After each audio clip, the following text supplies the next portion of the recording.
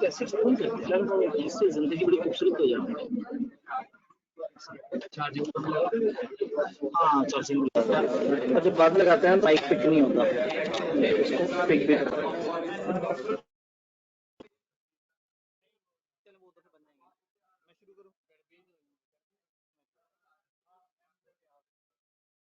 अस्सलाम वालेकुम जनाब, वंस अगेन।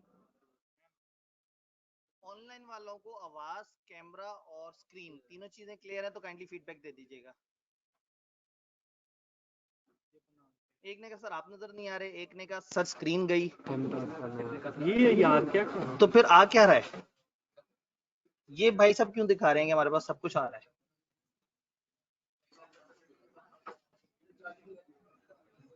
जी एक दफा अब कैमरा सेट होगा। अब मुझे बताइए, कैमरा, आवाज और स्क्रीन तीनों चीजें क्लियर हैं? जी फिजिकल ऑडियंस को स्क्रीन भी नजर आ रही है, कैमरा भी नजर आ रहा है, आवाज भी नजर आ रही है। डन हो गया, खूबसूरत। ये 301 ही है ना आपके पास? मेरा अब इस वक्त तो चल 301 लाइव स्ट्रीम। कल हम लोगों ने एक मजाकिया चैप्टर शुरू किया था, एक ऐसी बात जो कि आपको पहले से ही पता थी। मैं भी चैप्टर शुरू करने ही लगा था कि मैंने आपसे पूछा तो आपने सब कुछ ही बता डाला। तो फिर मैंने आपसे कहा कि 70% बातें तो आपको पता है। अब मेरा मकसद सिर्फ आपको दिखाना है कि जो आपको पता है वो सही पता है, और उसकी किताब में अंग्रेजी क्या लिखी हुई है। तो बेसिकली इन्होंने राइट्स और ड्यूटीज पार्टनर्स के बताए हैं, जो बड़ी कॉमन सेंस वाली बातें हैं। और हम जब पार्टनरशिप जब से पढ़ते आ रहे हैं तब से हम बहुत सारी बातें कर रहे हैं कि बाहर वालों का क्या राइट है, इनका आपस में क्या राइट है। अब उन सारी चीजों को सिर्फ एक करतास के ऊपर देखने की जरूरत है कि जी वो किस किस तरह से प्रेजेंट हुए हैं पेज पे। सॉरी, मैं करतास बेसिकली सफे को कहते हैं। तो उसको एक पेज पे देखने की जरूरत है, उससे चीजें थोड़ी सी मुझे बता दिया करें। मुझे एकदम से ना अभी एक बच्चे की आवाज आई करतास, मैंने कहा हो शायद मैं ज्यादा ही जोश में बह गया। तो हम लोगों ने कल डिफरेंट राइट्स देखे। उससे पहले हम लोगों ने कॉन्सेप्ट पढ़ा पार्टनरशिप एट विल और पर्टिकुलर पार्टनरशिप, और उस पर इतनी बहस की कि अब तो कोई सवाल पूछते हुए भी आपको शर्म आ रही होगी। लेकिन स्टिल अगर आप सवाल पूछना चाहें, बस एक चीज ध्यान में रखिएगा, रूल क्या है। स्टार्ट में अगर आप एक इवेंट डिफाइन कर दें, वेंचर डिफाइन कर दें, टाइम डिफाइन कर दें, ये पर्टिकुलर पार्टनरशिप। अगर स्टार्ट में कुछ भी ना डिफाइन करें, या ये डिफाइन करें कि जिसका दिल किया खत्म कर देना, दोनों सूरतों में ये विल बन जाएगा। ये विल वाले में अगर कह दें कि जी जिस दिन सब इकट्ठे होकर कह दें कि खत्म कर दें, तो ये भी इन्होंने हादसाती तौर पे उसको पर्टिकुलर पार्टनरशिप बना दिया। अच्छा, पार्टनरशिप पर्टिकुलर वाली टाइम पूरा होने पे खत्म हो गई और उसके बाद भी वो लोग बगैर किसी अरेंजमेंट के चलते रहे, तो ये एडवेल बन गई है खुद ब खुद। और अगर उस वक्त बैठ के कहें यार एक काम करते हैं दोबारा से साल की पार्टनरशिप कर लेते हैं, पर्टिकुलर बने। और अगर बैठ के कहें यार एक काम करते हैं पार्टनरशिप चलाते रहते हैं, तो एडवेल बन जाएगी। तो कहानी बड़ी सीधी सी है कि जो आपकी मर्जी पे चल रही है वो एडवेल है, और जो किसी खास टाइम पर्पस वेंचर के लिए है वो पर्टिकुलर है। पर्टिकुलर विल एक सूरत में बन सकती है कि खत्म होने के बाद भी आप उसे चलाते रहें। विल वाली पर्टिकुलर एक सूरत में बन सकती है कि आपने विल को डिफाइन ऐसे किया है कि सबकी कंबाइंड विल। तो अगर आपने कहा ना जिस दिन सबने इकट्ठे होके कह दिया, तो टेक्निकली वो एट विल नहीं रही, वो पर्टिकुलर हो गई, क्योंकि एट विल में कोई भी पार्टनर कभी भी नोटिस दे दे तो वो फारिग हो जाएगी। क्लियर? फिर हम लोगों ने रिलेशन पार्टनर्स के देखे। हमने कहा पार्टनर्स की कुछ तो ड्यूटीज आपस में बड़ी जनरल सी हैं, जिसके लिए हमें एग्रीमेंट देखने की जरूरत भी नहीं है।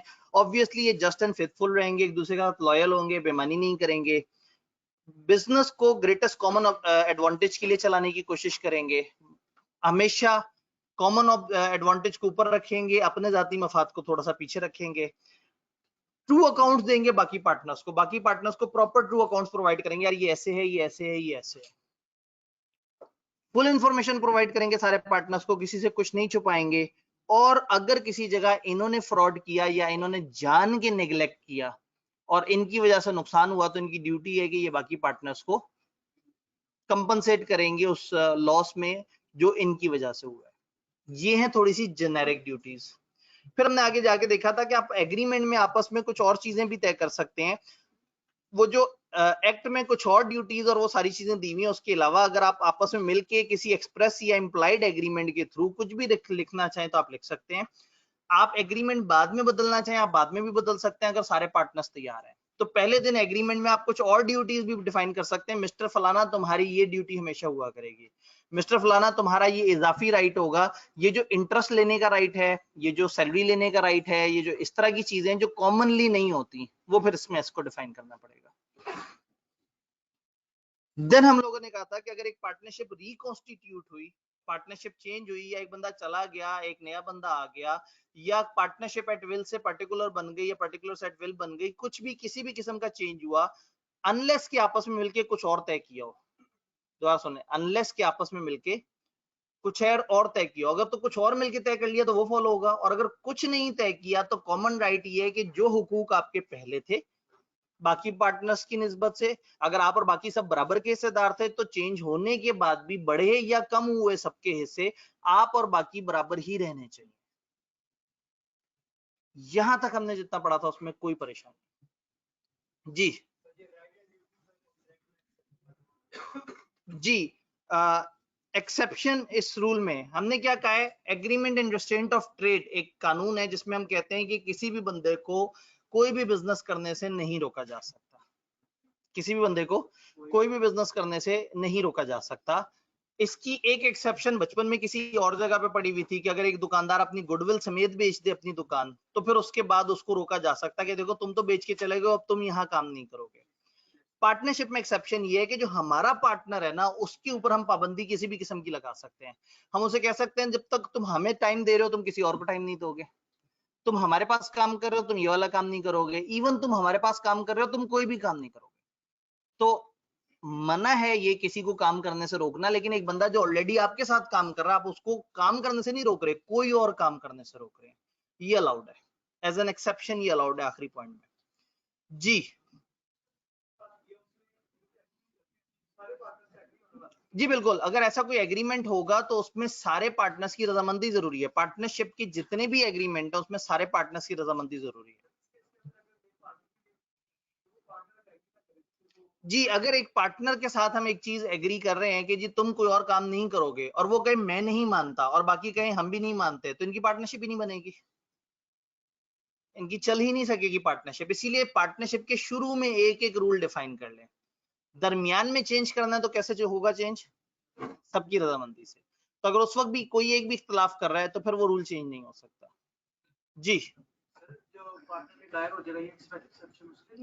जी अगर पार्टनर रिटायर हो जाए तो क्या ये एक्सेप्शन उसके लिए भी है? यस, एक रिटायरिंग पार्टनर को भी आप ये कह सकते हैं कि तुम इतने अरसे तक ये काम नहीं करोगे, वरना आपने बंदों को कह दिया कि देखो तुम हमारे क्लाइंट्स अपने पास नहीं लेके जाओगे, वो भी यही बिजनेस कर रहे हैं हम भी यही बिजनेस कर रहे हैं, तो उसने सोचा यूं तो मसला है, फड्डा करेगा, नोटिस देगा फर्म डिसॉल्व करने का, बाकी लोग दोबारा से फर्म बना लेंगे, ये रिटायर हो जाएगा और रिटायर होकर अपना काम शुरू कर देगा। तो इसलिए हमारी ख्वाहिश ये है कि कोई इस तरह का करे ही ना कि जिससे फर्म को नुकसान हो जी। एग्रीमेंट में हर वो चीज जो कि कानूनी तौर पे अलाउड है, अगर वो एक दूसरे पे पाबंदी लगा देते हैं तो यस। एक चीज है हमें फौरन डर लगा कि वो कानूनी तौर पे अलाउड नहीं है, बिजनेस करने से रोकना, तो इसलिए उन्हें कह दिया कि एज एन एक्सेप्शन हम बिजनेस करने से रोक सकते हैं अगर वो हमारे साथ है जी। एट विल का फोर्थ पॉइंट, एट विल का फोर्थ पॉइंट,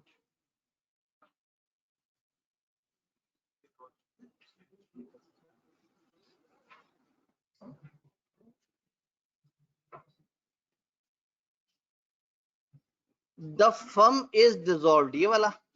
चले पहले अंग्रेजी उर्दू समझते हैं।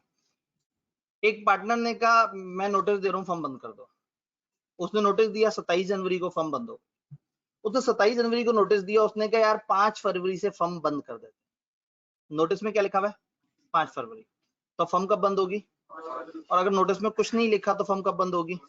नोटिस वाले दिन। अब अंग्रेजी देखते हैं, the firm is dissolved as from the date mentioned in the notice if any. अगर तो नोटिस में किसी डेट का तस्करा है तो उस दिन से बंद हो जाएगी, अगर तस्करा है कि जी 5 फरवरी को बंद करेंगे। और if no date is mention, अगर कोई तारीख नहीं दी गई, as from the date of communication of notice. तो अगर कोई डेट नहीं दी तो जिस दिन नोटिस आया है उस दिन से। जी इसका अगला पॉइंट भी, इफ एग्रीमेंट प्रोवाइड्स, अगर एग्रीमेंट ये बताए that partnership can be dissolve by mutual consent of all the partner, अगर ये एग्रीमेंट कहे कि ये पार्टनरशिप तब डिसॉल्व होगी जब सब मिलके रजामंद हो, तो क्या ये एट विल रहेगी? नहीं, उन्होंने कहा ये फिर एट विल नहीं रहेगी। एट विल नहीं रहेगी तो क्या बन जाएगी? पर्टिकुलर। ये दो ही काइंड्स है पार्टनरशिप की, अगर तीन पार्टनर्स हैं।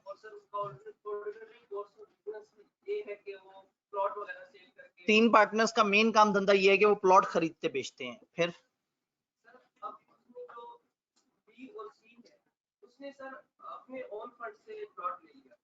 ठीक है, बी और सी ने अपने ओन फंड से प्लॉट ले लिया। ओके, ए को नहीं पता।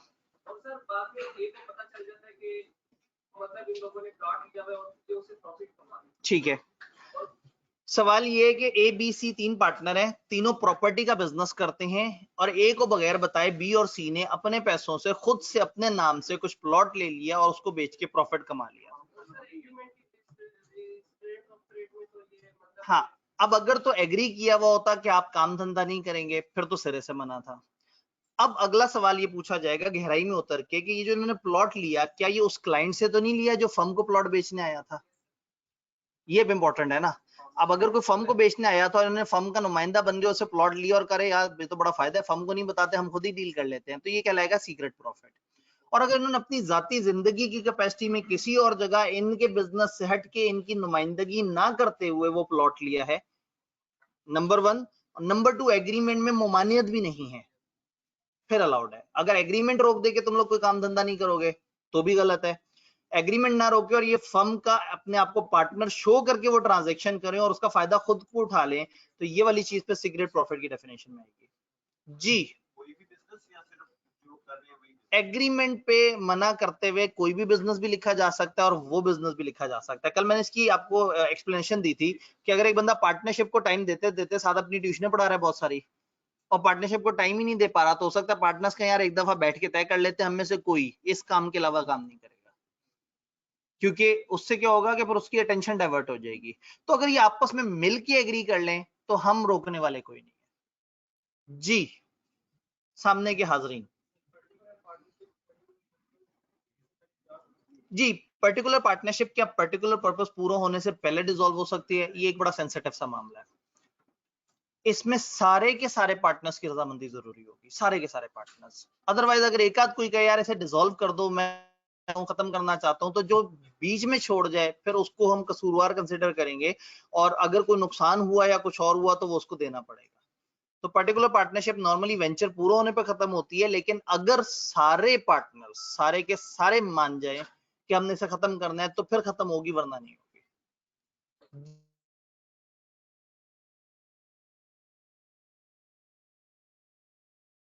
नॉर्मली लिखने वालों ने थोड़ा सा अक्लमंदी का मुजाहरा जरूर किया होगा, या तो उन्होंने अर्लियर लिखा होगा या लेटर लिखा होगा।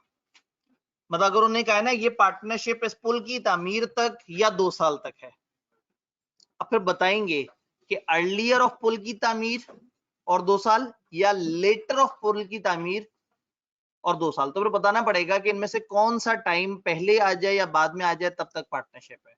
तो नॉर्मली हम किसी एक के ऊपर डिपेंडेंट करते हैं, लेकिन दोनों पे किया जा सकता है। जी कैम चेक किया जाए, कैम इधर तो सही नजर आ रहा है, आपके पास सही नजर नहीं आ रहा? ऑनलाइन वाले सर वीडियो जा चुकी है, एक दफा डिस्कनेक्ट करके वीडियो को दोबारा से कनेक्ट कर।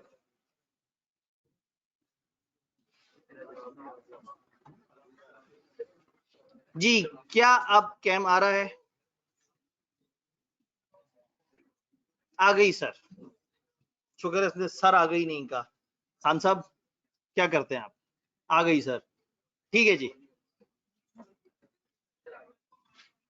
किसका? एट विल का फर्स्ट पॉइंट, फिफ्थ पॉइंट ई रॉन्ग नंबर है भाईजान। अभी थोड़े पहले आप कहां थे?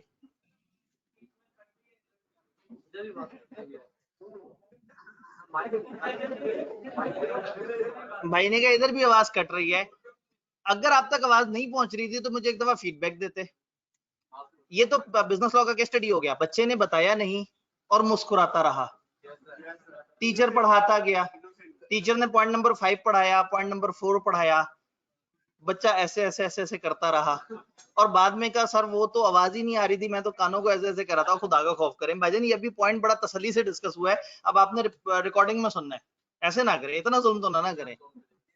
आप जरूर मेरे से पॉइंट रिपीट करवाएं लेकिन बार बार ना रिपीट करवाएं, खासतौर पे जुम्मे वाले दिन जिसमें आप देखें ना चैप्टर भी खत्म करना जा रहा है, वो तो मजबूरी है ना, अब इतनी छोटी सी चीज को कहां बंदा जाने दे सकता है। जी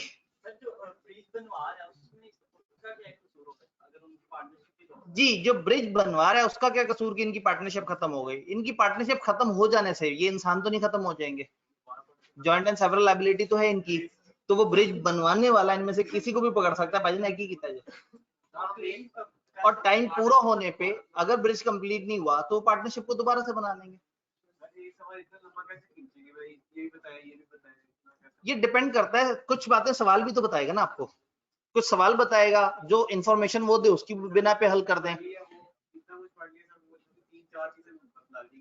अगेन इसकी थोड़ी सी प्रैक्टिस जो है ना, अभी असल में ये सैटरडे वाला मामला अचानक से बड़ा नाजुक सा आ गया। इस सैटरडे थोड़ा थोड़ा सा मेरा मूड बन रहा था कि हम इन 2 चैप्टर्स के पास पेपर करें, याद हमने कहा था कि पास पेपर के लिए सैटरडे का बड़ा प्यारा सा दिन बन सकता है।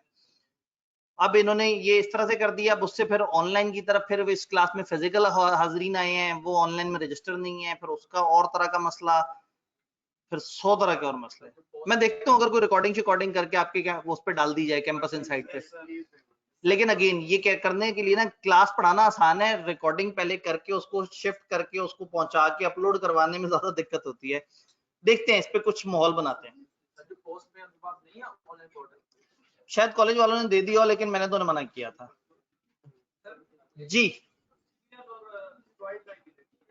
जी सेवरल और जॉइंट लायबिलिटी है, इनडायरेक्टली ये तो अनलिमिटेड लायबिलिटी होगी। भाई ने जो कह दिया वो बड़ी जबरदस्त बात है, पार्टनरशिप की लायबिलिटी अनलिमिटेड होती है, ये कंपनियां नहीं है, कंपनियों में लिमिटेड लायबिलिटी होती है, पार्टनरशिप की लायबिलिटी एक सादा बिजनेस की तरह है अनलिमिटेड, सारे के सारे पार्टनर अनलिमिटेड लायबिलिटी रखते हैं। भाई कुछ कहना चाह रहे हैं? कनेक्शन बदल के देख ले, मैं कनेक्शन बदल के देख लूं यार, जुम्मे वाले दिन तो इस तरह के मसले बड़े खतरनाक होते हैं। वैसे इसमें किसी ने स्क्रीन और कैमरा गया, मैं काम करता हूं, मैं कैमरा बंद ही कर देता हूँ, कैमरा एक दिन के लिए जरा बंद कर देते हैं, इससे कम से कम स्क्रीन ज्यादा बेहतर रिले होती रहेगी।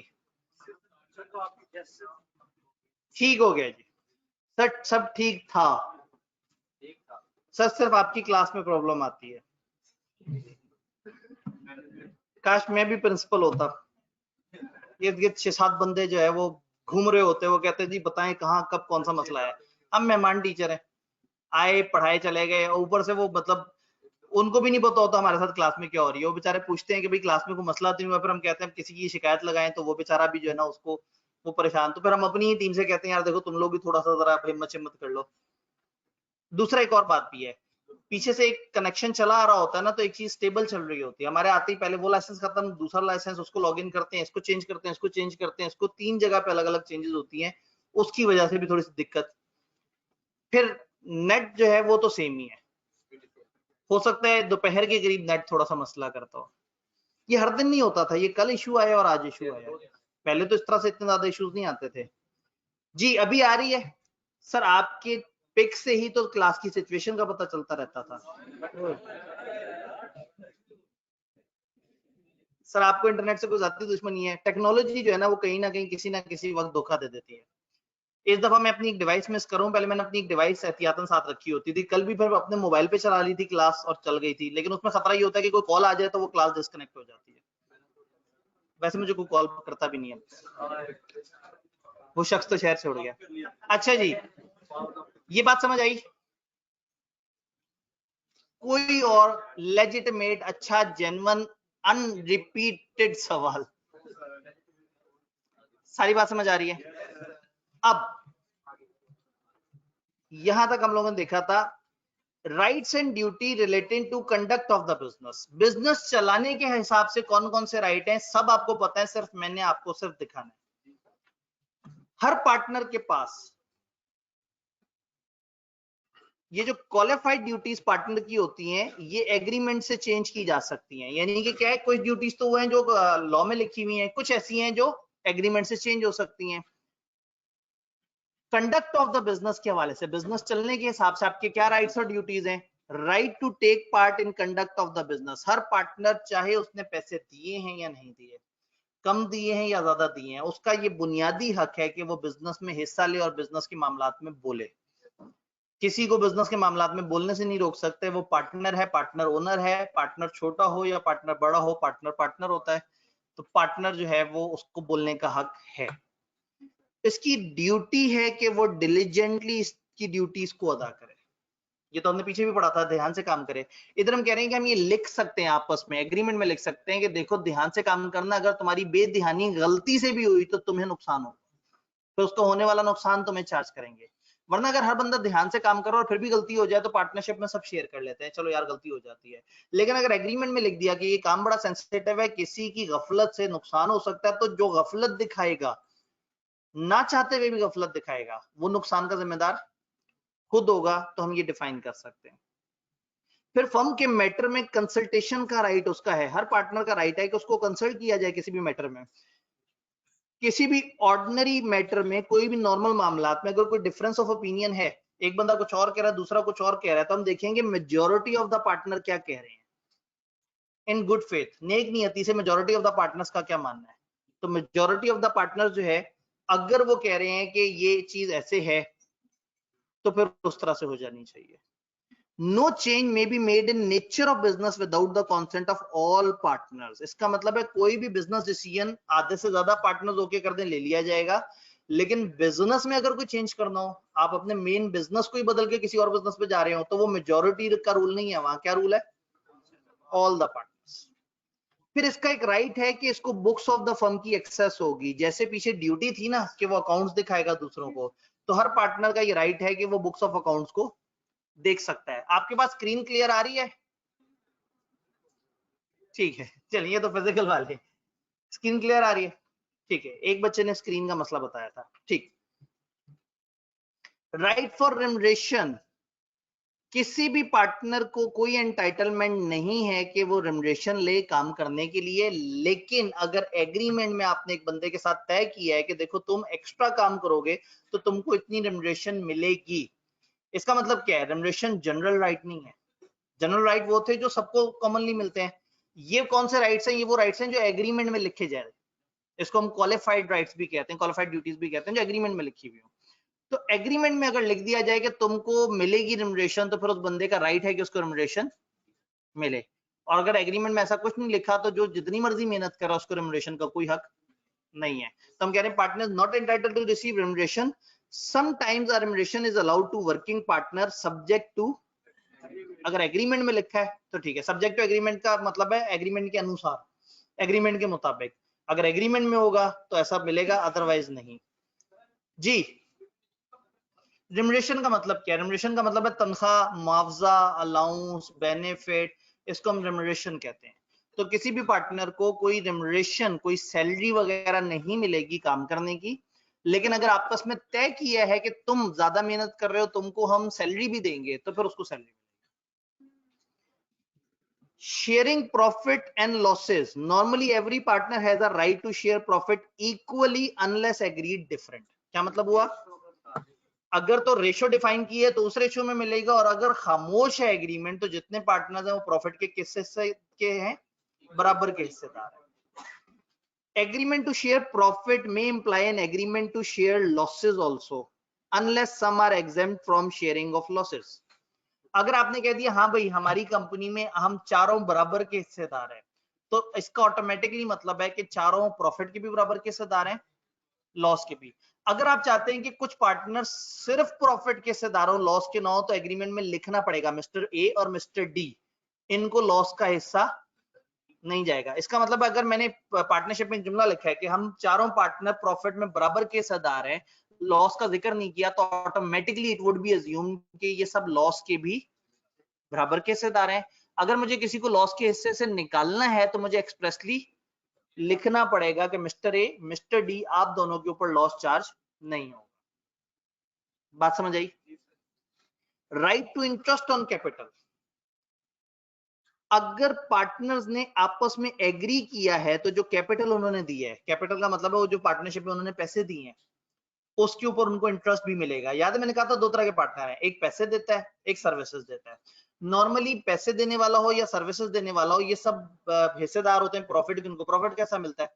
लेकिन अगर तय कर लें तो जो वर्किंग पार्टनर है उसको इजाफी सैलरी दी जा सकती है, और अगर तय कर लें तो जो पैसे वाला पार्टनर उसको उसके पैसे पे इंटरेस्ट दिया जा सकता है। तो ये इंटरेस्ट या सैलरी अगर तय की होगी तो ये मिलेगी। बात समझ आई? तो इसका अगर इंटरेस्ट ऑन कैपिटल अलाउड वही है जहां एग्री हुआ हो आपस में पार्टनर्स में, if so entitled such interest will be payable out of profits earned by firm. Firm अपने प्रॉफिट्स में से पहले वो इंटरेस्ट पे करेगी, जो बच जाएगा उसको डिवाइड करेगी। इसका मतलब है जब प्रॉफिट्स आएंगे बाकी सारे खर्चे करने के बाद, तो उन प्रॉफिट्स में से सैलरियां पे होंगी उन पार्टनर्स की जिनको सैलरी मिलनी है, फिर इंटरेस्ट पे होगा उन पार्टनर को जिन्होंने कैपिटल दिया था, फिर जो बचा होगा उसको उन सारे पार्टनर्स में प्रॉफिट वाली रेशियो में डिवाइड कर देंगे। ये सारी बातें असूलन मुझे इतनी डिटेल में ना बतानी पड़े अगर इंट्रो में आप लोगों ने पढ़ी हुई हो। तो कुछ लोग इंट्रो बगैर पढ़े आए हैं, इंट्रो में पूरा टॉपिक होता है पार्टनरशिप का और इन सारी चीजों की मैथमेटिकल कैलकुलेशन देखी जाती है। जी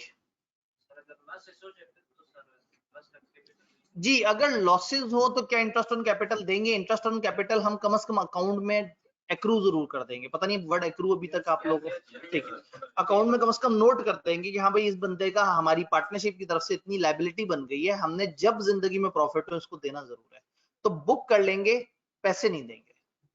मिनिमम शेयर ऑफ प्रॉफिट होता है जी जी, पर अगर प्रॉफिट हो ही ना लॉस हो जाए तो फिर उसको मिनिमम प्रॉफिट ऑफ शेयर कैसे मिलेगा? एग्रीमेंट में लिखना पड़ेगा कि अगर एक बंदे ने कहा मुझे गारंटीड इतना प्रॉफिट आपने देना ही देना है, तो टेक्निकली हम उसको एक एक्सपेंस की तरह काउंट करते हैं ज्यादातर। लेकिन एग्रीमेंट में अगर आप लिख दें कि जिस साल सिरे से ही प्रॉफिट नहीं हुआ तुमको नहीं देंगे, तो इसलिए ना बहुत सारी चीजें हैं जनरल और बहुत सारी चीजें जो आप एग्रीमेंट में लिख लें, तो आप एग्रीमेंट में लिख के चीजों को प्लस माइनस कर सकते हैं। Right to interest on advance लें, ये एक नई बात आ गई। किसी भी पार्टनर ने फर्म को लोन दे दिया, अब कैपिटल और जो वर्किंग है ये तो दो बेसिक वो है ना, कुछ पैसे वाले लोग होते हैं, कुछ मेहनत कर रहे होते हैं, मेहनत वालों को और पैसे वालों को दोनों को प्रॉफिट कैसा मिलता है? तो मेहनत वाला सैलरी नहीं मांग सकता जब तक एग्रीमेंट में ना लिखा हो, और पैसे देने वाला इंटरेस्ट नहीं मांग सकता। लेकिन अब मामला डिफरेंट है, किसी भी पार्टनर ने फर्म को जरूरत पड़ने पे लोन दे दिया, एडवांस दे दिया, तो इस एडवांस पे नॉर्मली उसका एंटाइटलमेंट है कि उसको इंटरेस्ट मिले।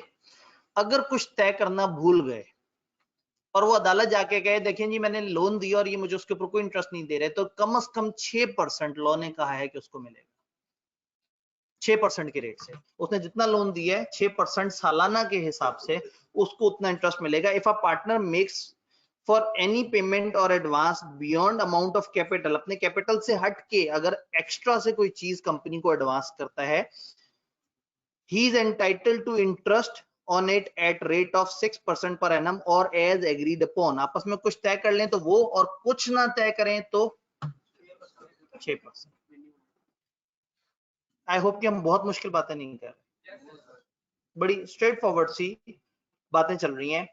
आपस के म्यूचुअल राइट्स क्या हैं? Right to indemnity, right to indemnify for wilful neglect. अगर मैं कहूं दोनों आपको पता है, या तो इंडेमनिटी, अगर एक दूसरे का कोई नुकसान करेगा तो वो उसको इंडेमनिफाई करेगा, उसको भर के देगा नुकसान।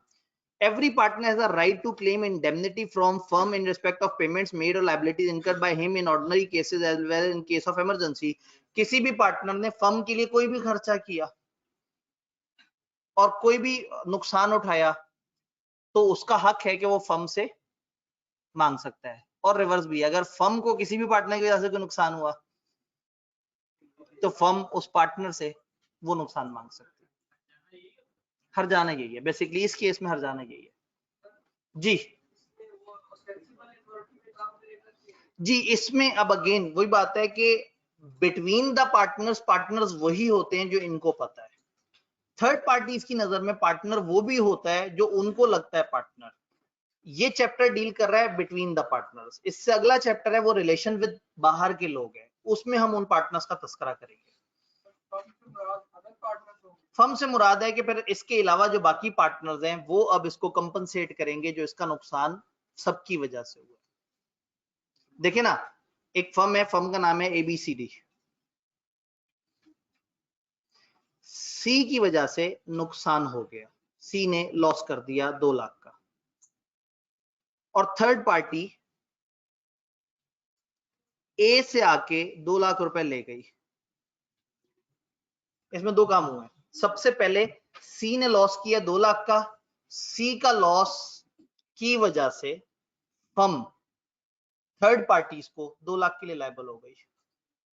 ऐसे ही है, जब फर्म थर्ड पार्टीज को 2 लाख दे देगी तो फर्म सी से 2 लाख ले सकती है, क्योंकि सी की वजह से हुआ है। ये बात समझ आई? ए को अपनी फर्म के 2 लाख के लॉस की वजह से 2 लाख रुपए देने पड़ गए थर्ड पार्टी को। ए ने तो कोई कसूर नहीं किया था, लेकिन ए का कसूर ये है कि वो इन चारों का पार्टनर है, और इन चारों में से एक बंदे की वजह से चारों फंस चुके हैं। तो ए से थर्ड पार्टी 2 लाख रिकवर कर गई, तो अभी ए का राइट है कि वो फर्म से कहे मेरा 2 लाख वापस करो। फर्म का राइट ये है कि वो उस बंदे से कहे कि 2 लाख वापस करो। थर्ड पार्टी किसी को भी पकड़ के उससे लॉस रिकवर कर सकती है। तो थर्ड पार्टी ए शरीफ आदमी को पकड़ के उससे लॉस रिकवर कर गई। ए ने फर्म से मांगा, फर्म ने ए को दे दिया, अब फर्म किससे लेगी? सी से। अगर सी ने जान के किया है, अगर फ्रॉड है, अगर गफलत हुई है और आपस में लिखा हुआ ये नहीं है कि गफलत वाला नुकसान उसी के जिम्मे आएगा, तो फिर ए 2 लाख देने के बाद बाकियों से कहेगा 1.5 लाख दो तुम लोग। हम चारों का नुकसान था 2 लाख का, मैंने 25% उसका पे कर दिया, मैंने 2 लाख दिए हैं तो 50,000 मेरा था और 1.5 लाख तुम लोगों के बेहाफ पे दिया था, तो तीनों चलो शाबाश 50,000 दो। और याद है अगर इसमें बीच में कोई भाग जाए तो अगर वो ना पकड़ा जाए तो बकाया 75,000 रुपए देंगे। ए का कोई कसूर नहीं है कि वो बंदा भाग गया और ये शरीफ आदमी दुश्मन के हत्थे चढ़ गया था। क्या चीज? अगर उसने कोई लोन दिया होगा, ये अब अगेन ये एक थर्ड पार्टी को पेमेंट उसने कर दिया, ये फौरन से रिकवर कर लेगा। अब अगर इसने पेमेंट कर दी और फर्म वाले साल लगा दें इसको पैसे वापस करते करते, तो फिर ये इंटरेस्ट काउंट होगा, मतलब ये एडवांस काउंट होगा कि इसने फर्म के बिहाफ पे पैसे दे दिए थे, तो ये एक तरह का लोन समझा जाएगा इसकी तरफ से फर्म। तो अगर कुछ नहीं तय हुआ हुआ तो 6% मिलेगा, और अगर तय हुआ हुआ है तो जितना परसेंट तय हुआ है उतना। ये भाई कुछ कहना चाहते हैं? कोई फर्म ने नुकसान किया एक का, ठीक है, और एक क्लेम करता है अपना जुर्माना उससे ज्यादा देते हैं। पूरी फर्म ने नुकसान किया एक का और एक नुकसान क्लेम करता है, ठीक है। अब जो उसको लॉस किया जाएगा वो लास्ट वाले जो पार्टनर्स को जाएगा प्रॉफिट, उसमें से किया जाएगा, उससे पहले उसको कंपनसेट किया जाएगा बाद में। असल में देखें, बात यह है कि अगर किसी पार्टनर से हमने पैसे रोकने हैं ना, तो उसके अपने पास मौजूद पैसों में से डिस्ट्रीब्यूट करते हैं। हर पार्टनर के हमारे पास कुछ ना कुछ एसेट्स पड़े हुए होते हैं, तो ऐसे में वो पार्टनर जो है वो लॉस देने का पाबंद है, नहीं देगा तो उसके एसेट्स में से उतने निकाले जा सकते हैं, तो मसला ही नहीं है। अब अगेन आप लोग अकाउंटिंग में पढ़ते हो तो मैं आपको बताता है, अप्रोप्रिएशन ऑफ प्रॉफिट का एक पोर्शन बनता है, सबने नहीं ना पढ़ा हुआ। मतलब 3 तरह के लोग हैं, एक वो जिन्होंने वाकई पढ़ा हुआ है, एक वो जो उस वक्त तक पहुंचे और नहीं पढ़ने के मूड में थे, और एक वो जो वहां तक पहुंचे ही नहीं, मतलब वो जो शुरू में ही AFC करा के इंट्रो एग्जाम करा के आ गए, FSC इंट्रो और इकोनॉमिक्स तीनों एग्जाम करा के जो आगे तक आ गए, खुशकिस्मत बैच। ठीक है, ठीक है, ये वाकई ये तो मैंने गौर ही नहीं किया। ठीक है, एग्जाम्पल को रिवाइज करते हैं। इन्होंने सही कहा कि अगर 1.5 लाख बाकी 3 ने भरना था और एक भाग गया, तो अब वो 1.5 लाख हमने 2 के जिम्मे डाला, फिर अब ऐसा करेंगे हम 2 लाख के 3 हिस्से कर लेंगे, 66,666.666666, ये अब तीनों के जिम्मे आएगा, तो ये बाकियों से उनके हिस्से के 66,66,000 कवर कर रहा होगा। अगर सी सिर्फ पार्टनर इन प्रॉफिट है तो बस फिर तो मामला आसान हो गया ना, जो सिर्फ पार्टनर इन प्रॉफिट है, लॉस की कैलकुलेशन उसे साइड पे कर देंगे, बकाया पे लॉस डिवाइड कर देंगे। सीक्रेट प्रॉफिट, बातें आपको पता है, मैंने सिर्फ अंग्रेजी दिखानी है।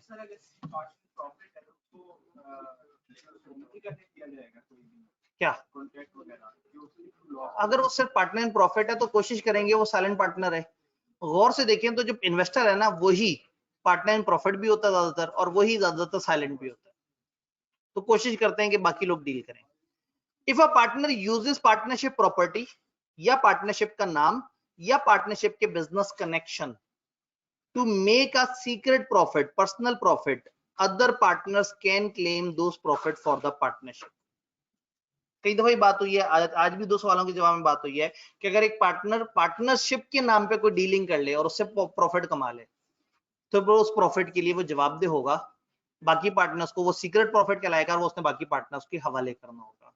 इसी तरह से आपने फर्म के बिजनेस को कंपीट नहीं करना, कोई भी प्रॉफिट जो आपने कंपीट करते हुए, कंपीट मतलब कंपटीशन में, आपने अपनी दुकान साथ खोल ली उसी चीज की जो आपकी फर्म वाले कर रहे हैं, तो अगर आपने अपनी फर्म से कंपटीशन किया और उसमें अगर आपको कोई बेनिफिट हुआ, आपने उनके मुकाबले पे बिजनेस किया, तो उस बिजनेस से आने वाला पैसा भी आपको फर्म को देना पड़ेगा। अगेन अगर एग्रीमेंट में लिखा है तो, अगर एग्रीमेंट ने ओपन इजाजत दी हुई है तो फिर जैसे मर्जी चल रहा है। बात कुछ कुछ समझ आ रही है? आगे वाली चीज पे अब आप परेशान हो जाएंगे कि सर तो ज्यादा पढ़ाने के चक्कर में, कोई बात नहीं। टेस्ट चैप्टर 11 पूरे का होगा। अब आप कहेंगे सर वो 2-3 लाइनें, अब आप पढ़ सकते हैं चैप्टर 11 पूरा, और चैप्टर 12 में से पार्टनरशिप प्रॉपर्टी वाले यूनिट को छोड़ के गालबन 3 सफे में से 2 सफे होंगे, या मतलब दिखाएं जरा मुझे, 2.25 सफे बनेंगे जितना हमने पढ़ लिया है, यानी कि पेज नंबर 58 के ऊपर वाले पोर्शन तक द प्रॉपर्टी ऑफ फर्म हमने नहीं पढ़ा। उससे पीछे पीछे आप लोग इन दोनों चैप्टर्स का एक प्यारा सा टेस्ट कर सकते हैं, और मैं कोशिश करता हूं कि कल मैं किसी तरह से आप लोगों को इसके पास पेपर की डिस्कशन की वीडियो अवेलेबल करवा दूं। पोर्टल पे अवेलेबल करने के साथ साथ व्हाट्सएप पे भी अवेलेबल कर दी जाए, ये एक कोशिश है, करके देखते हैं। नहीं यूट्यूब तो फिर पब्लिक हो जाएगा ना, तो कॉलेज के लिए कंपीटिंग बिजनेस थोड़ी करना है। कॉलेज की चीज कॉलेज में, यहाँ वाली चीज बाहर नहीं जाती और बाहर वाली यहाँ नहीं आती। जी जी, असल में उस वक्त आपको मेरा चेहरा तो नहीं देखना, आपने तो सवाल देखना है, तो सवाल के ऊपर इशारे वगैरह और उसके साथ, ठीक है जी। असल में मेरा इरादा इस सैटरडे से यही था कि हमने कहा कि सैटरडे को यूज कर लिया करेंगे इस तरह से, लेकिन एन इसी सैटरडे पे वही बात है कि सर मंडवाते ही ओले पड़े, तो वो अभी सोचा था और उन्होंने कहा जी हफ्ता तो गायब हो गया। ठीक है जी, अपना ख्याल रखिएगा, दवाइयां वक्त पे लेते रहिएगा। मंडे को ऑनलाइन टेस्ट जो कि आप ट्यूसडे के दिन भी जमा करा सकते हैं। ट्यूसडे को क्लास में रेगुलर क्लास होगी, ट्यूसडे की शाम में उसके ऊपर डिस्कशन व्हाट्सएप में आ जाएगी। फिजिकल जमा कराना चाहें तो ट्यूसडे को करा दें, ऑनलाइन जमा कराना चाहें तो मंडे को करा दें। सीलो की क्लास है, उसको मंडे को क्या करेंगे? तो ये सीलो में पूछे, सीलो में, ताकि सबको सुनाई दे।